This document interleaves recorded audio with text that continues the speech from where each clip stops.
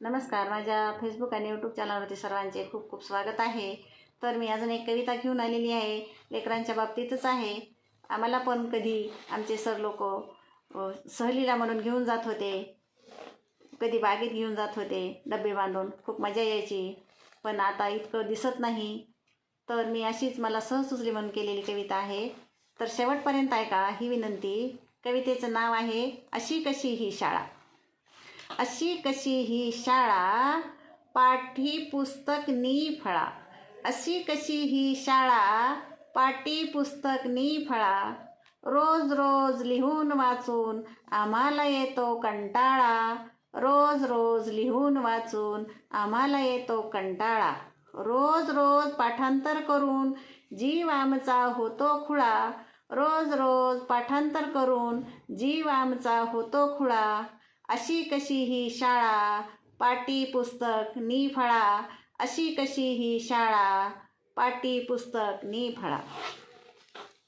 आई बाबा रोज सांगतात कुठेच मैदान नाही खेळा. आई बाबा रोज सांगतात कुठेच मैदान नाही खेळा. मामा मावशी ही तेच गाती कुठेच नाही आम्हा विरंगुळा. मामा मावशी ही तेच गाती कुठेच नाही आम्हा विरंगुळा. अशी कशी ही शाळा, पाटी पुस्तक नी फळा.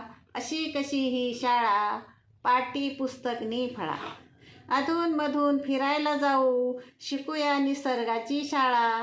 अधूनमधून फिरायला जाऊ शिकूया निसर्गाची शाळा. नदी तळे झाडे डोंगर पाहू हात लावून पाहूया फुलाफळा. नदी तळे झाडे डोंगर पाहू हात लावून पाहूया फुलाफळा. अशी कशी ही शाळा, पाटी पुस्तक नी फळा. अशी कशी ही शाळा, पाटी पुस्तक नी फळा. कधी समुद्र किनारी फिरायला लाटावरती मग खुशाल लोळा. कधी समुद्र किनारी फिरायला लाटावरती मग खुशाल लोळा. पाण्यामध्ये खेळ खेळूया चला शंख शिंपले सर्व करूया गोळा. पाण्यामध्ये खेळ खेळूया चला शंख शिंपले सर्व करूया गोळा. अशी कशी ही शाळा, पाटी पुस्तक नी फळा. अशी कशी ही शाळा, पाटी पुस्तक नी फळा. तर ही शेवटपर्यंत ऐका, आनंद घ्या. मजेशीर कविता आहे. धन्यवाद.